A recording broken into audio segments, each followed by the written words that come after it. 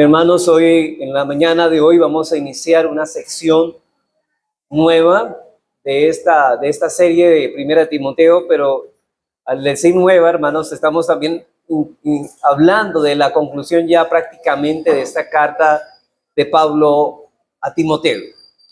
Y vemos que el contexto que se escribe de esta carta es en el contexto de unos maestros del error que se habían introducido en la iglesia de Éfeso.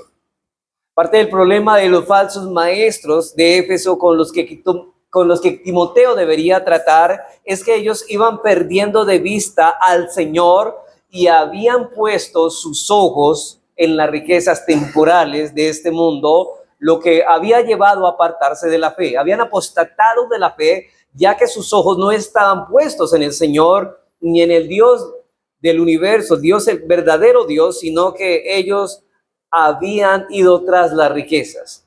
Por eso en la sección anterior vimos cómo Pablo estuvo tratando las motivaciones de Timoteo. Timoteo debería manejar los asuntos de la iglesia. Él debía tratar con los falsos maestros, con los maestros del error que estaban perturbando a esta congregación. Así que Pablo toma a estos maestros del error como un ejemplo para decirle a Timoteo que tenga cuidado con sus propias motivaciones a la hora de hacer lo que tienen que hacer. Esto nos enseña, hermanos, como decíamos anteriormente, que cuando hacemos algo, no solamente debemos cuidarnos de hacer las cosas correctas, sino que también cuidémonos de hacer con las motivaciones apropiadas.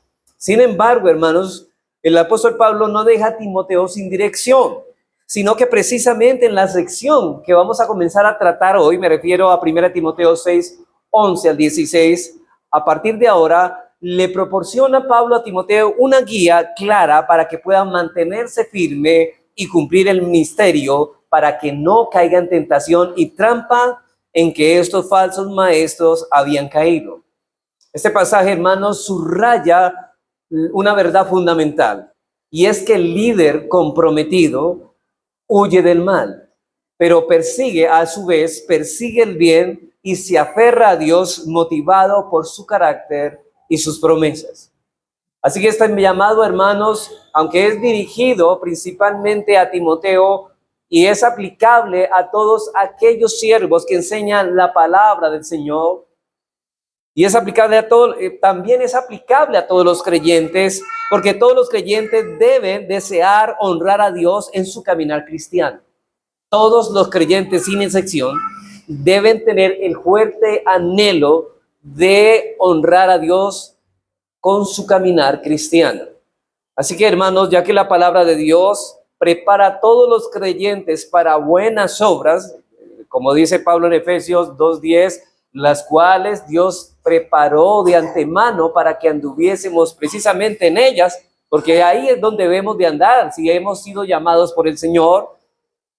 Y eso es lo que te pide Pablo aquí, el andar cristiano, pero el énfasis primordial está en cómo la palabra prepara al predicador, como dice Pablo en 2 de Timoteo, capítulo 3, versículo 17, para ser perfecto y enteramente preparado para toda buena obra. Noten que aquí, aunque el énfasis es el siervo de Dios, aquellos que predican el evangelio de Cristo, pero estamos hablando, eso también trae aplicaciones para los creyentes, porque los creyentes también somos llamados a vivir en buenas obras. O sea que estamos hablando del caminar cristiano. ¿Cuál es el caminar que debemos nosotros llevar a cabo? ¿Cuál es el caminar nuestro? Todo esto era importante, hermanos, que Timoteo lo considerara. Tenía una tarea monumental en Éfeso en su intento de restaurar la verdad y el orden en una iglesia que había perdido su rumbo. La falsa doctrina se había infiltrado, el liderazgo falso estaba allí, gente indigna de posiciones pastorales y sirviendo como ancianos estaban ocupando esas posiciones.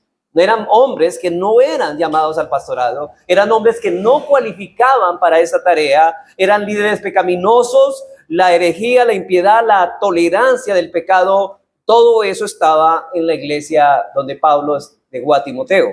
Y Timoteo había recibido la tarea de corregirlo, pero para colocarle el peso de esa responsabilidad, él lo llama el hombre de Dios. Y hay una denominación o un título, o más bien, ¿cómo denomina Pablo a Timoteo aquí?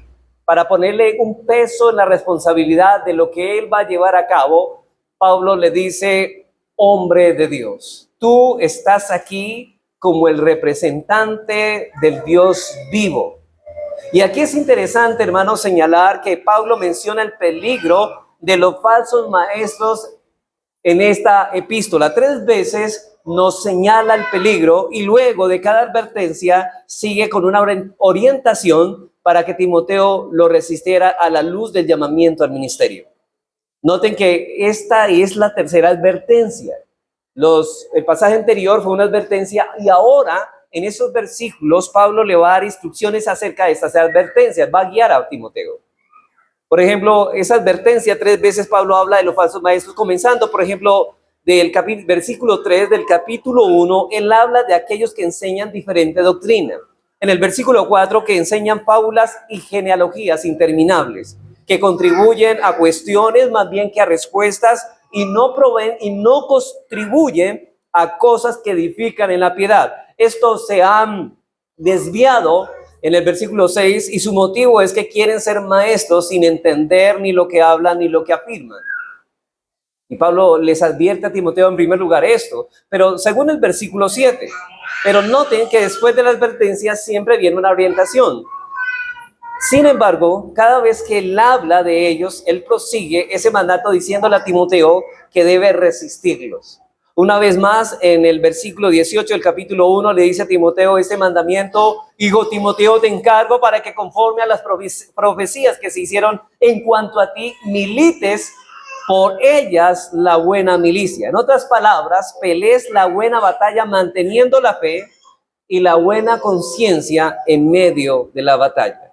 Así que aquí hay una advertencia, hay una orientación. Y hay otra segunda advertencia. La segunda advertencia ya es a los falsos maestros, que a los falsos maestros viene en el capítulo 4. Los primeros 4 versículos, comenzando del versículo 1, hablan del hecho de que algunos se apartarán de la fe, dando oído a espíritus engañadores y a doctrina de demonios, propagando por hipócritas mentirosos cuyas conciencias han sido cauterizadas. Entonces, hay otra advertencia, ahorita la orientación.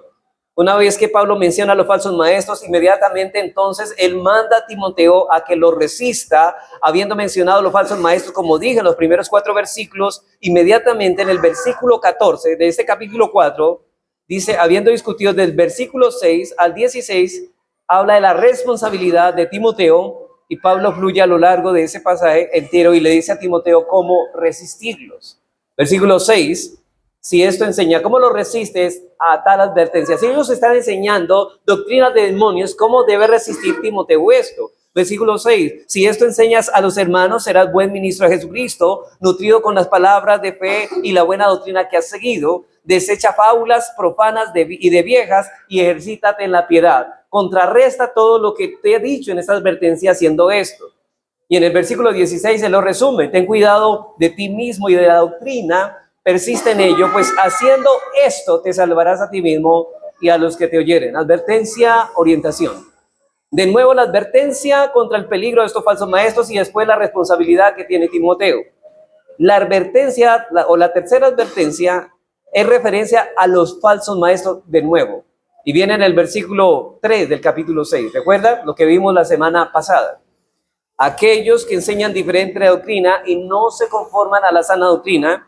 Las palabras sanas que no consienten con la doctrina, que según la piedad, que son orgullosos, que no saben nada, que tienen motivaciones impuras en cuestiones y disputas de debates que producen únicamente envidia, contiendas, sospechas, malas sospechas, que no propagan nada más que disputas corruptas, torcidas, perversas, de hombres privados de la verdad, que imaginan que la verdadera ganancia es el dinero y no la piedad. Estos hombres, Pablo los describe como yendo tras el orgullo, tras la fama, la popularidad, tras el dinero, pero noten que no van tras de cosas buenas, van persiguiendo no las cosas que agradan a Dios, no las cosas que son conforme a Dios, sino las cosas que son contrarias al carácter de Dios.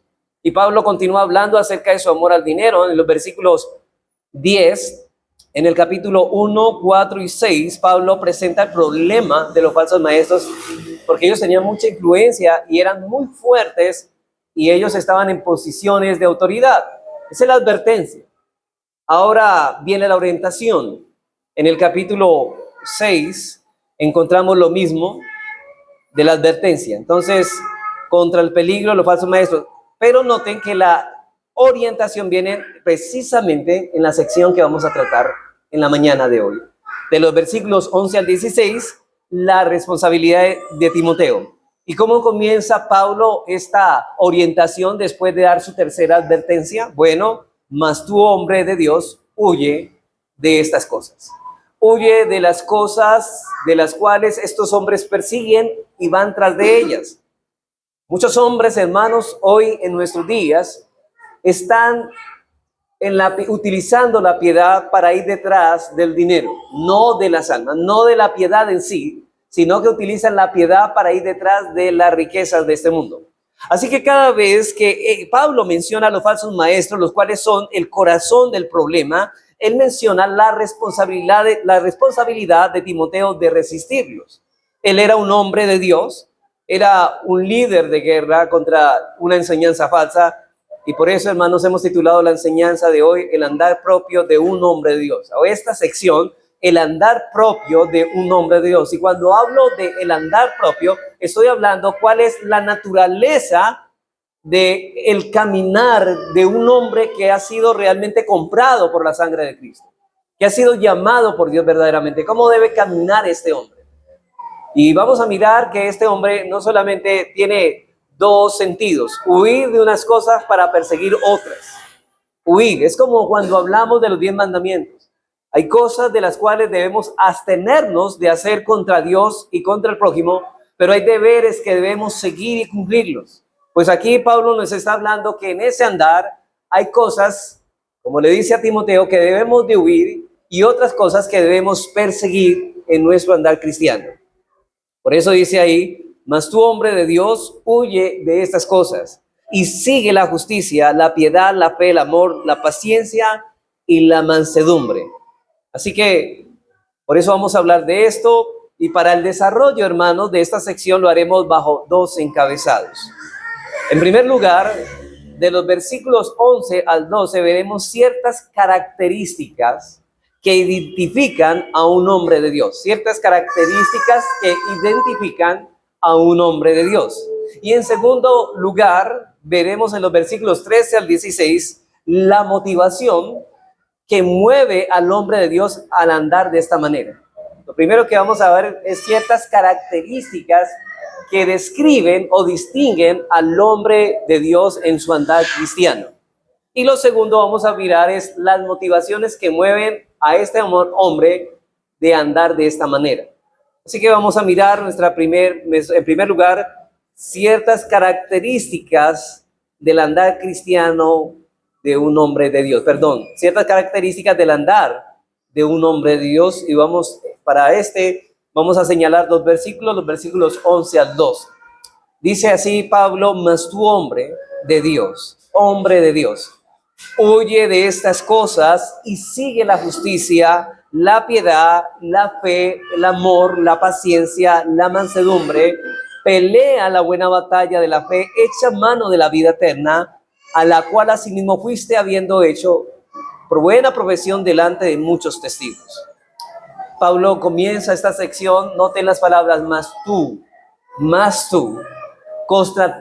contrastando aquí tajantemente a Timoteo con los falsos maestros, de los que ya había hablado anteriormente, de los versículos 3 al 10.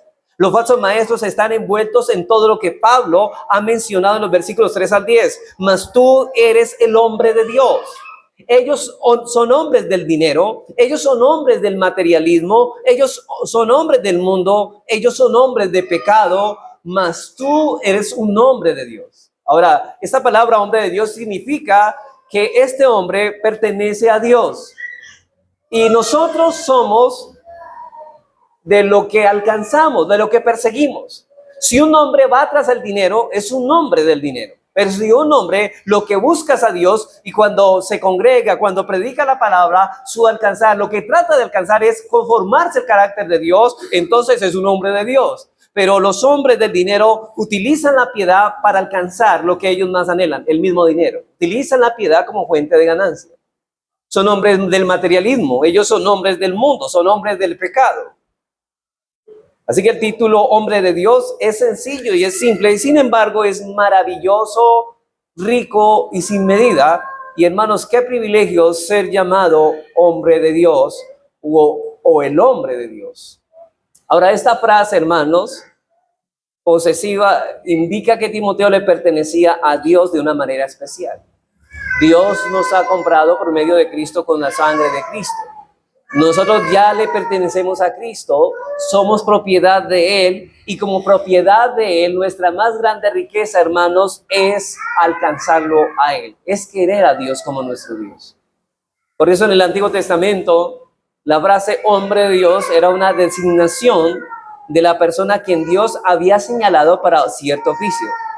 Por ejemplo, en Deuteronomio 33:1 y en el Salmo 91, solamente escriba la cita, pero en esos dos textos, Deuteronomio 33:1 y Salmo 91, se le llama a Moisés varón de Dios, varón de Dios.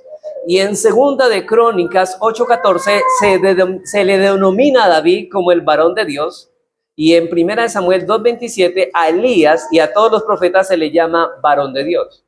Así que fue usado de nuevo en primera de Samuel 9:6 y en adelante para designar a Samuel mismo como el hombre de Dios que habló la verdad divina.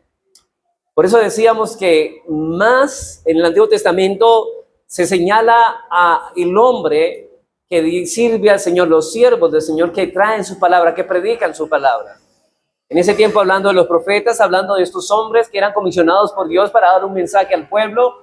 Entonces estaba hablando de estos hombres como los varones de Dios.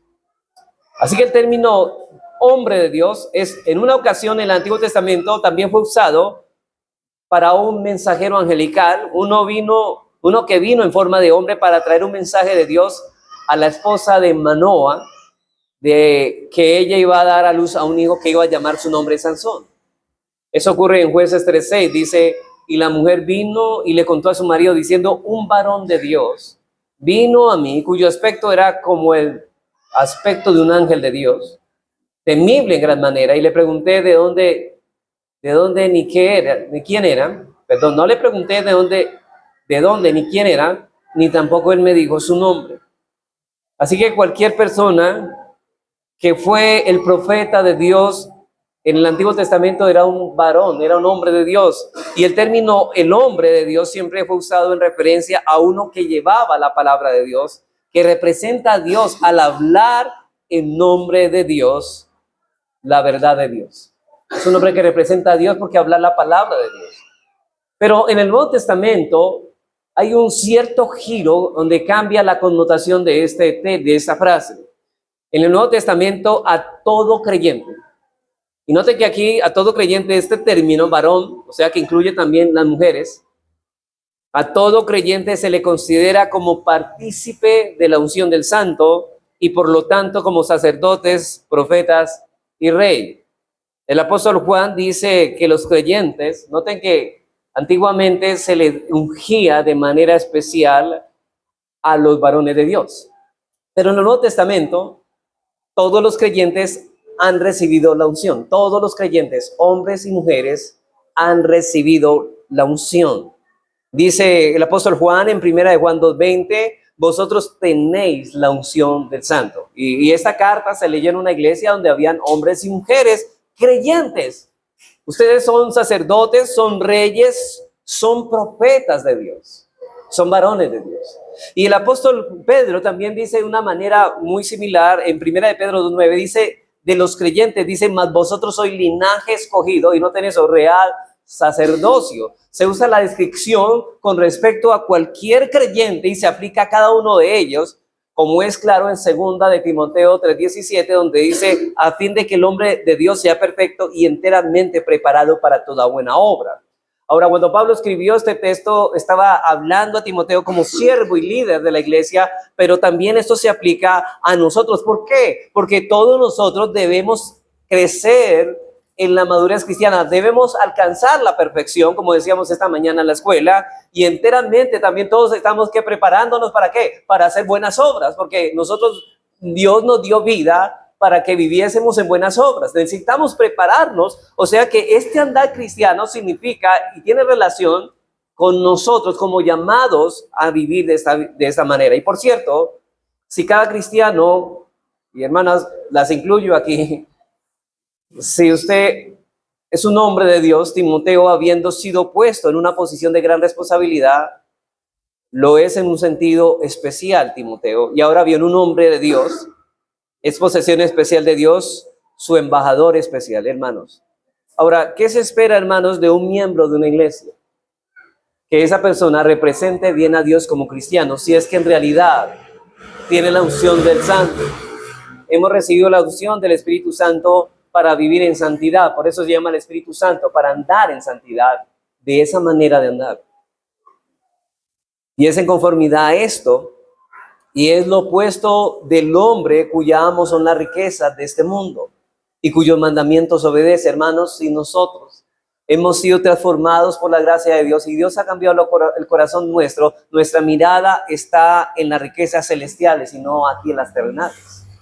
De hecho, aquí me parece una expresión, un vocativo en el griego que utiliza el apóstol Pablo, es la palabra oh hombre de Dios. Dice oh.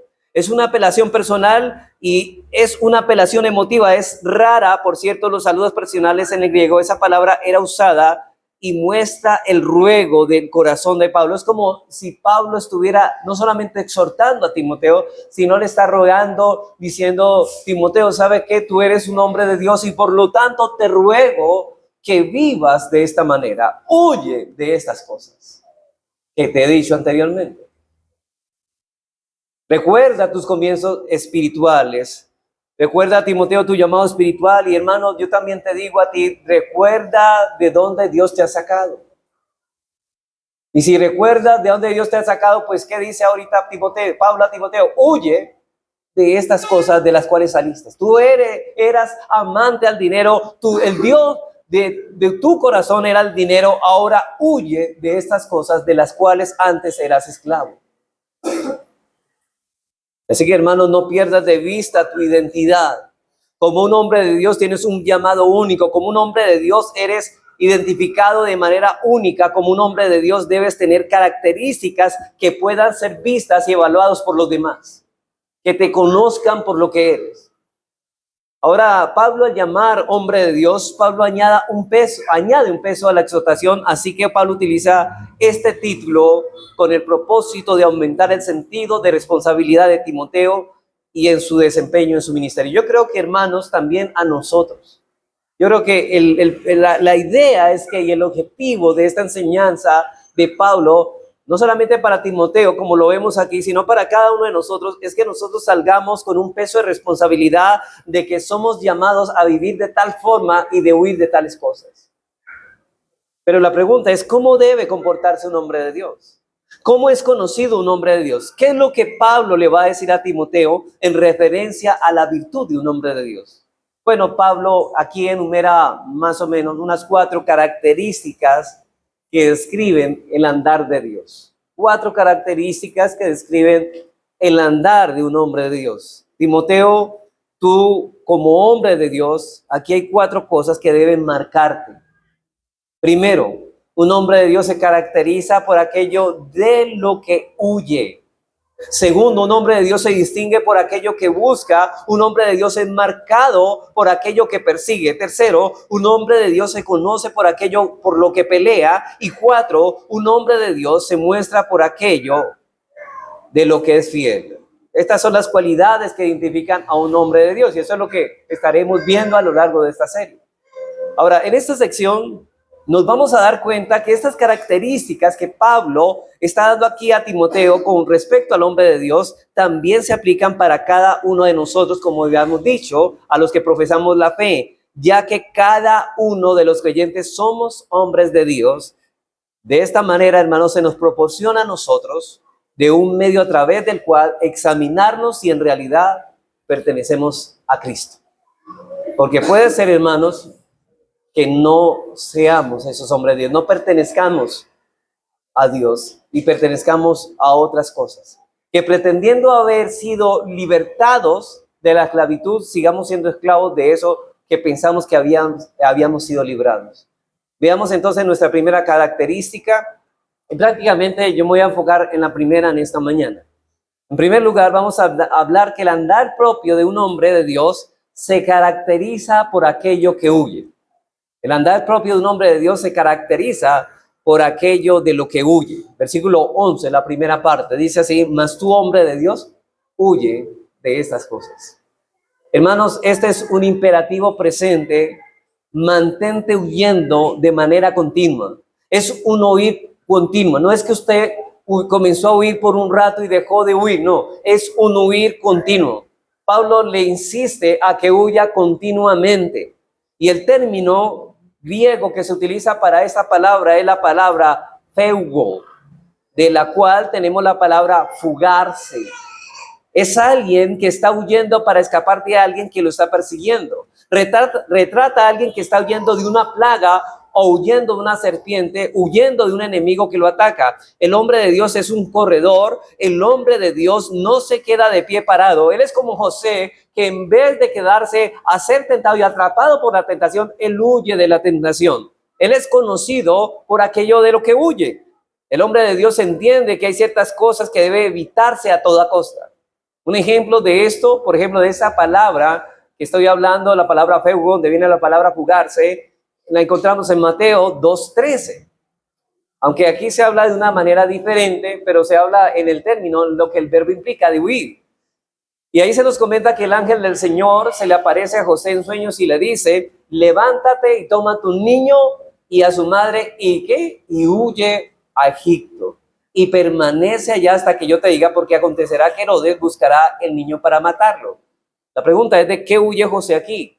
Huye del peligro, huye de cosas no solamente que traen daño a su vida, sino a la vida del niño y de su esposa María.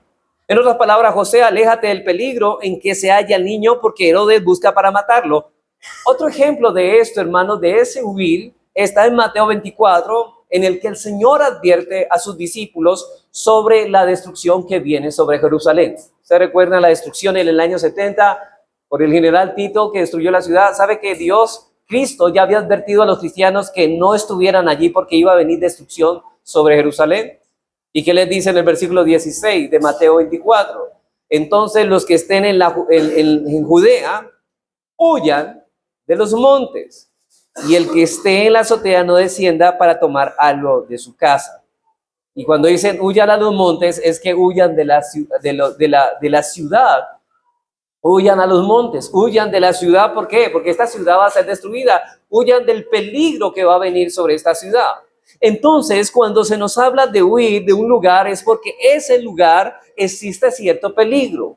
Y esto es lo que la Biblia dice cuando se nos ordena a huir de toda circunstancia donde nuestra santidad personal puede verse manchada y nuestra piedad se encuentra en peligro. Dice Pablo a Timoteo: huye de estas cosas. Por eso la palabra de Dios, hermanos, pone sobre el hombro de los creyentes la responsabilidad de apartarse de ciertas circunstancias que lo puedan llevar a pecar.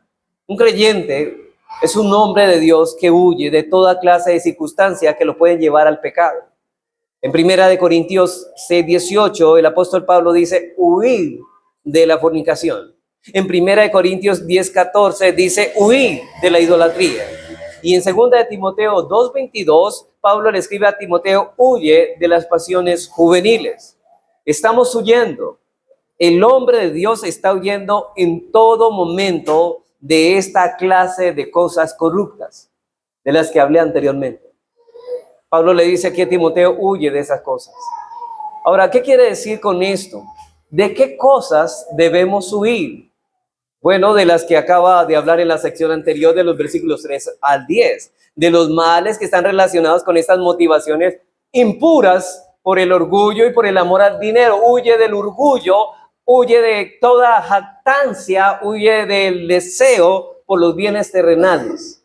Versículo 9, decía Pablo, porque los que quieren enriquecerse caen en tentación y lazo y muchas codicias necias y dañosas que hunden a los hombres en destrucción y perdición, porque la raíz de todos los males es el amor al dinero, el cual codiciando algunos se extraviaron de la fe y fueron traspasados por muchos dolores. Ahora le dice a Pablo, huye de estas cosas de las cuales estos hombres estaban persiguiendo. Ellos iban tras de estas cosas.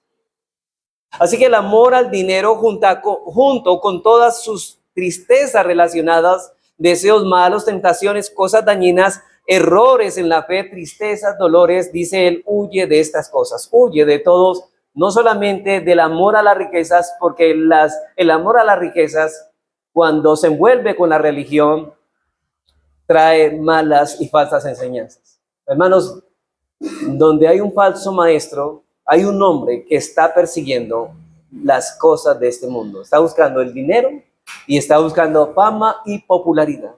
¿Y sabe qué va a traer con sus adeptos? A los que siguen a estos líderes los va a llevar a arrastrarlos a los mismos deseos que ellos tienen. Esta gente va a estar codiciando lo que estos falsos maestros codician. ¿Qué es lo que codician? Riquezas en este mundo.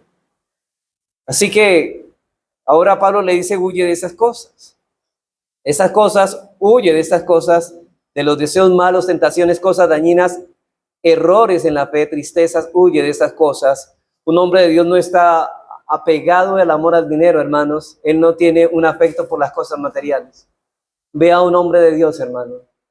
Cuando se ve un hombre de Dios, un hombre que no está tras la riqueza, no hace las cosas por dinero. Y Pablo le está diciendo a Timoteo que evite muchas cosas. Él ha dicho varias veces en esta epístola que evite genealogías interminables, es decir, enseñanzas tontas, vanas palabrerías, fábulas, la supuestamente llamada ciencia, como menciona, porque esos falsos maestros, para atraer a sus adeptos y a la codicia, utilizan falsas enseñanzas. En el versículo 20, y aquí le dice, huye del amor al dinero, el cual es la raíz de todos los males. Huye de la avaricia con todos esos vicios, es el pecado favorito de los falsos maestros. Hermanos, si podríamos decir cuál es una de las cualidades o características que identifican a un falso maestro, es la ambición por el dinero. La ambición por el dinero. Estas personas, usted las ve que ellas están ansiosas por tener muchos bienes materiales. Y ellos inclusive detrás de un púlpito proclaman, es que yo soy un siervo de Dios y yo debo tener todo porque yo soy un siervo de Dios. Pero dice Pablo, ¿qué dice? Lo contrario, huye de estas cosas. Es el pecado de los hipócritas mentirosos que pervierte la verdad por ganancia personal. Quienes hacen mercadería de la gente, que realmente buscan ganancias deshonestas y la gente solo son el medio para llegar a ese fin, que predican por dinero. Esas personas no lisonjean a las personas, adulan a las personas para sacar provecho, y ese provecho es lo que ellos buscan, el dinero. ¿Sabe? Muchas personas malinterpretan y piensan que estos falsos maestros son los verdaderos. ¿Sabe por qué? Porque ellos piensan que los aman, porque les dicen lo que ellos quieren escuchar, pero simplemente le dicen lo que quieren escuchar para ellos obtener de estas personas lo que ellos quieren tener. El distintivo de los falsos maestros es la avaricia, el amor al dinero. Han torcido y han pervertido la doctrina, y hermanos, y ya están llevando por el camino ancho a muchos. Y muchos de los que le siguen también son codiciosos igual a ellos. Pablo tuvo tanto cuidado, hermanos, de evitar esto. De hecho, miremos a la luz de la Biblia, aunque el obrero es digno de su salario, entendemos eso, ya lo hemos enseñado, pero ellos no servían al Señor tras las riquezas. Por eso en la iglesia de Éfeso, él le dijo a los ancianos de Éfeso, antes de que esta iglesia cayera en este error que estamos señalando ahora, en Hechos 20, 33 a 34, noten lo que dijo Pablo con respecto al dinero. Dijo, ni plata, ni oro, ni vestido de nadie he codiciado. Antes vosotros sabéis que para lo que me ha sido necesario a mí y a los que están conmigo, estas manos me han servido. Es decir, yo no he usado el servicio del Señor, la piedad como fuente de ganancia. No he utilizado eso. He huido de estas cosas, al contrario. No he codiciado de nadie esto. Pero ¿qué hacen los falsos maestros? Codician lo que otros tienen. A los corintios, Pablo le dice en 1 Corintios 9:4, dice, ¿acaso no tenemos derecho de comer y beber? ¿No tenemos derecho a traer con nosotros a una hermana por mujer, como también los otros apóstoles? Y claro, el obrero es digno de su salario. Versículo 14, asimismo también ordenó el Señor a los que anuncian el evangelio que vivan del evangelio.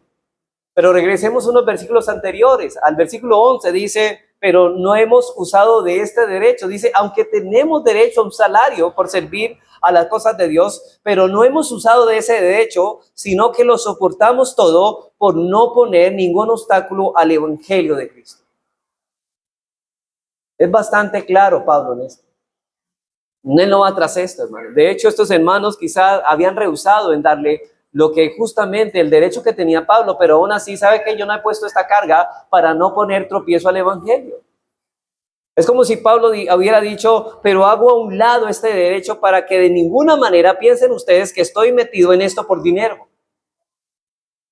Pablo les estaba recordando el derecho que tenía de ser sostenido económicamente, sí, pero renunció a él, ¿sabe? Para que nadie pudiera cuestionar sus motivaciones.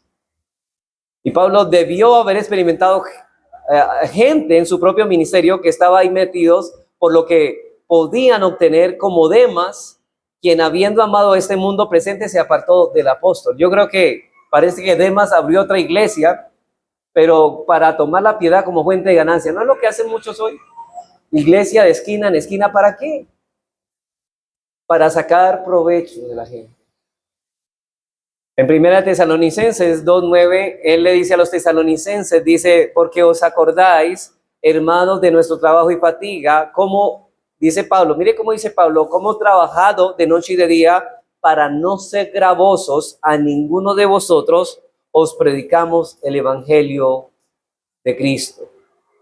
Así que Pablo les explica a los tesalonicenses que su labor noche y día era para que él pudiera proveerles el ministerio de ellos sin costo alguno.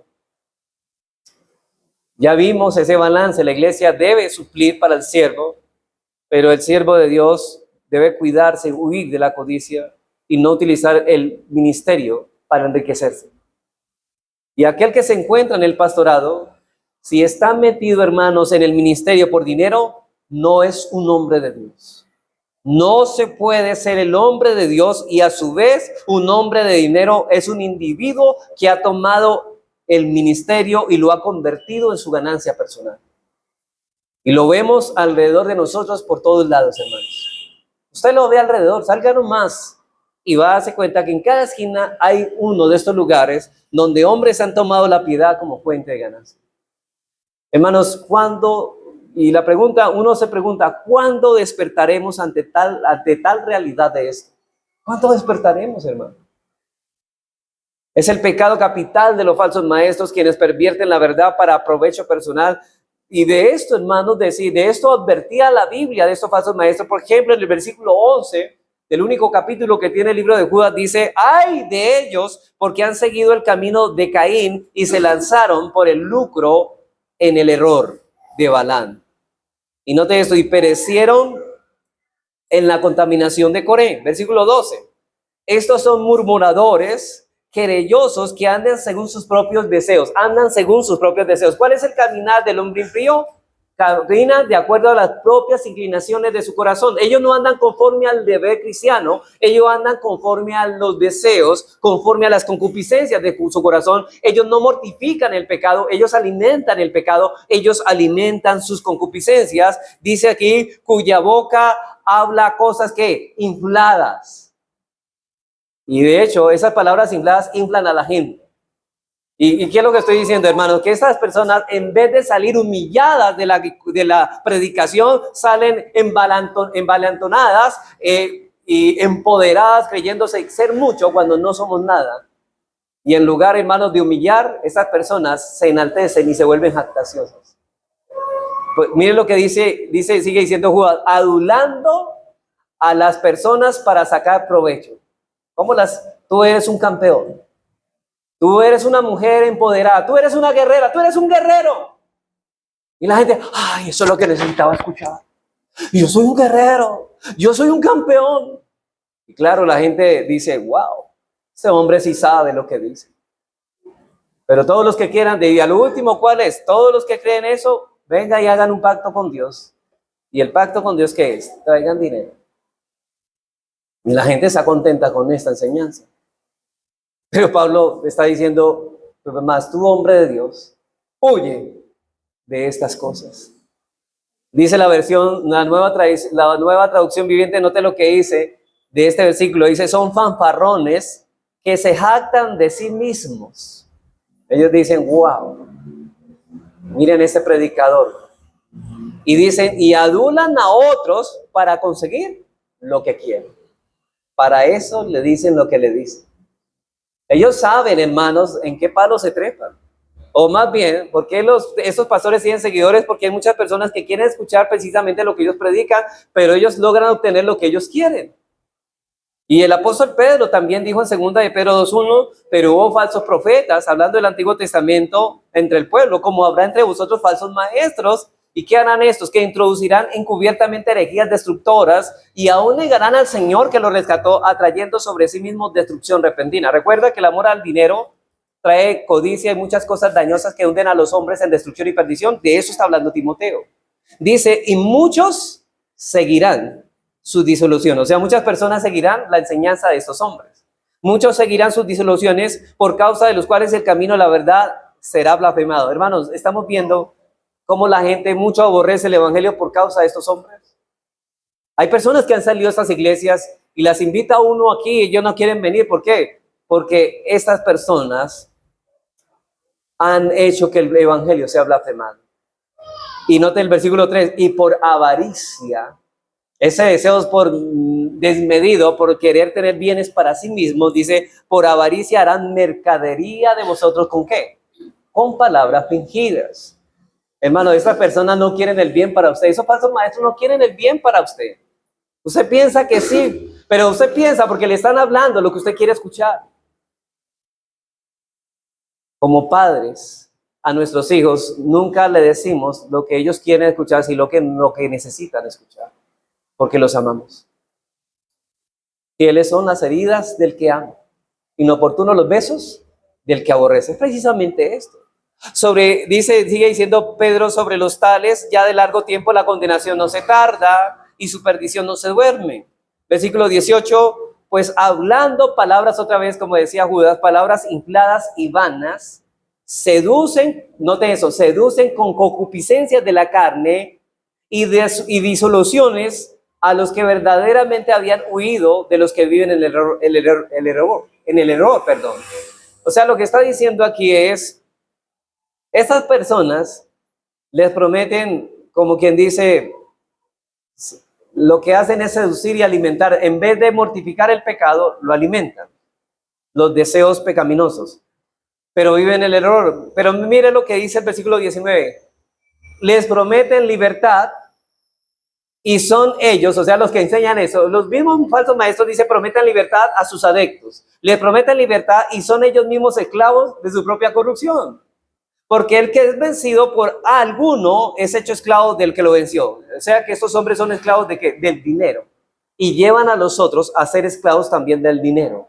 Ellos les dicen, vengan a ser libres de la ruina, pero lo llevan a codiciar las cosas de este mundo. Hermanos, estos hombres han tomado el ministerio como un medio para lucrarse, pero Pablo está hablando de un hombre de Dios, es decir, de un ministro del evangelio. Es como si Pablo dijera a Timoteo, si eres un hombre de Dios, vas a huir del amor al dinero, vas a huir de esas cosas. Un hombre de Dios es conocido por aquello de lo que huye. Él huye del pecado sexual, él huye de tener dioses en su corazón, él huye de las pasiones juveniles y aquí en este texto dice, huye del dinero. Aquí es necesario señalar, hermanos, que el huir de estas cosas no es solo una característica que debe distinguir a todo ministro, sino también, como decía ahora, a todo creyente. Hermanos, ¿cuántos cristianos, cuántos están en una iglesia buscando, Señor, yo quiero aquí para que me arregle mi negocio financieramente? Están no detrás de Dios. Algunos vienen en situaciones distintas, de situación económica difícil y se le arregla y se olvidaron de Dios, porque solamente Dios es el medio, pero no es el fin. Hermanos, ¿cuántos que profesan la fe dicen amar a Dios, pero en realidad aman es al dinero? Hay dos cosas terribles de las cuales los creyentes deben huir. Por un lado, deben huir de convertir a Dios en su siervo. Con respecto a esto, deben huir en convertir a Dios en su siervo. Muchos que profesan ser cristianos hacen de Dios no el fin, sino el medio para llegar al Dios que en verdad ama las riquezas terrenales. ¿No ha visto el corazón de muchas personas? Es que Dios nos puso aquí para ser reyes. Y ahora yo deseo que Dios me dé lo que yo quiero tener. Para ellos Dios era el medio para alcanzar un fin. Y por otro lado, deben huir de la penosa idea de que cuando se habla de bendición siempre se refiere a lo material. Hermanos, cuando el Señor habla de bendición, no se refiere siempre a lo material, porque a veces los bienes materiales, en vez de ser una bendición, son una maldición. ¿Por qué? Porque nos apartan de la verdadera bendición, que es tener a Dios como nuestro Dios. Y por cierto, muchas veces sabemos, hermanos, que las bendiciones, las dádivas de Dios, los bienes terrenales pueden convertirse en una maldición cuando enfocamos toda nuestra vida en esas cosas y nos roban la atención de lo que verdaderamente dependemos. Hermano, el problema de la idolatría en cuanto al dinero es que, ¿sabe qué es la idolatría? Creer que nuestra vida no es nada sin dinero. No, hermanos, el hombre de Dios no piensa así. El hombre de Dios piensa así: nuestra vida no es nada sin Dios. Pero ¿por qué para ellos, dice, nuestra vida no es nada sin el dinero? Porque para ellos el Dios de su corazón es el dinero. El que busca a Dios para obtener beneficios materiales se engaña a sí mismo si en verdad piensa que adora a Dios. Y hay personas, hermanos, que arrugan la cara y adorando a Dios, pero ¿sabe qué? No están adorando a Dios, están adorando el dinero. Para estas personas Dios no es más que un medio para obtener el fin y los bienes terrenales de este mundo. Su Dios es Mamón. Y el apóstol Pablo en Filipenses 3:18 nos señala cuál es el verdadero Dios de estas personas. Noten lo que dice Pablo en Filipenses 3:18. De hecho, ¿sabe qué? Que Pablo nombra a estas personas como enemigos de la cruz, porque no buscan lo que Cristo ganó en la cruz, las bendiciones que Dios desparrama abundantemente en la cruz por la obra de Él en la cruz. ¿Qué dice Pablo? Porque por ahí andan muchos. Él no dice, porque por ahí andan un grupito, no, andan muchos, de los cuales os dije muchas veces, y ahora lo digo como llorando, es decir, con tristeza, que son enemigos de la cruz de Cristo, el fin de los cuales será perdición, cuyo Dios es el vientre, y cuya gloria es su vergüenza, que solo piensan en lo terrenal. Estas personas adoran solamente lo que pueden ver, palpar. Ellos suponen que Dios está en los cielos únicamente para darnos tales cosas. Pero ese no es el Dios de la Biblia, hermanos. El Dios que se nos revela en las Escrituras es un Dios que merece ser adorado, y muchas veces tendremos que enfrentar tribulaciones, problemas por causa de su adoración. Y muchas veces Pablo fue a la cárcel por causa de su adoración, y Dios es el amo, nosotros somos sus siervos, no es al revés. Es a Dios a quien venimos a buscar. Hermanos, y así estemos en la situación económica, Pablo dijo, sé vivir en abundancia, sé vivir también en escasez. Por todo estoy enseñado, pero él seguía adorando a Dios. Y Habacuc dijo, aunque la higuera no florezca y la vaca no den su manjada, con todo yo me gozaré en Jehová. Porque para él la porción más grande y lo que buscaba era Dios, no estas cosas. Por eso A.W. Tozer decía lo siguiente: parece que hay demasiados cristianos que desean disfrutar de la sensación de sentirse bien, pero no están dispuestos a sufrir la inconveniencia de seguir el bien del andar cristiano. Hermanos, ¿por qué muchas personas no quieren seguir las cosas de Dios como Dios manda en su palabra, como se predica? Porque ellos no están dispuestos a sufrir las inconveniencias de seguir el bien, y eso requiere que tienes que morir a muchas cosas que tú quieres, y no estás dispuesto a eso. Ellos quieren sentirse bien y dicen ellos, si hago, lo recibiré la bendición de Dios, una vida cómoda y libre de problemas y aflicciones. Eso es lo que ellos piensan. Pero lamentablemente muchos de los que dicen ser cristianos ven la vida desde esa misma perspectiva. El Cristo que predican no es el que murió en la cruz para rescatarnos de la condenación del pecado, hermanos, y para librarnos de una vida centrada en nosotros mismos. El Cristo que predican es aquel que hace nuestra vida terrenal un paraíso y más cómoda en este mundo. ¿Qué nos dice Pablo respecto a esto? Huye de estas cosas. Hermano y hermana, si tú eres un hombre de Dios, una mujer de Dios, tienes que huir de estas cosas. Pero un hombre de Dios no solo es conocido por esto, hermanos. Vayamos a nuestra segunda característica. Solamente voy a dar una partecita de esta segunda característica, no alcanzo a dar todo. En segundo lugar, el andar cristiano de un hombre de Dios se caracteriza no solamente por lo que oye, sino también por lo que persigue. Versículo 11. Mas un hombre de Dios huye de estas cosas y sigue la justicia, la piedad, la fe, el amor, la paciencia, la mansedumbre. ¿Recuerda en busca de la piedad? Virtudes que nos hacen más a Cristo. Hermanos, cuando uno persigue a Dios, porque es nuestro Dios, queremos parecernos a ese objeto que perseguimos. El hombre de Dios se conoce porque mientras continúa huyendo o está huyendo, también está continuamente corriendo hacia algo. Él quiere evitar algo que está detrás de él y hay algo que está delante de él que quiere alcanzar y continúa en esta búsqueda, sigue buscándolo, sigue persiguiéndolo, siempre estamos huyendo, eso es lo negativo, pero siempre estamos persiguiendo algo, eso es lo positivo. La vida cristiana no es solamente un huir de lo que está mal, sino es correr hacia lo que está bien.